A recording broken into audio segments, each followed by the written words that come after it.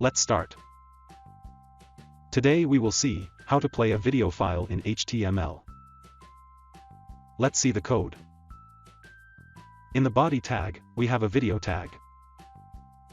Inside the video tag, we have defined the source of our video file. Also, we have defined the type of this source as video/mp4. If your video is of some other format, you need to specify it accordingly. Then we have written some text that this browser does not support the video tag. This text will only be visible when you run this code in a browser that does not support this video tag. Otherwise, this text will be hidden. Let's run this code in a browser. As you can see, our video is loaded on the HTML page. Let's add the video player controls to this video. To add the controls to the video, we need to mention the controls attribute here. Let's run this code again. Now you can see that our video has player controls, and I can actually play this video.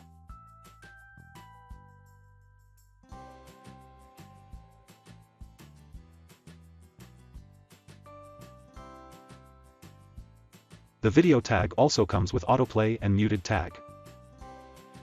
There is no guarantee that autoplay will work, but the muted attribute will definitely mute the video. Let's run this code again. As you can see, the video played automatically and it is muted. So that's it. That's how you can play a video in HTML. Thank you.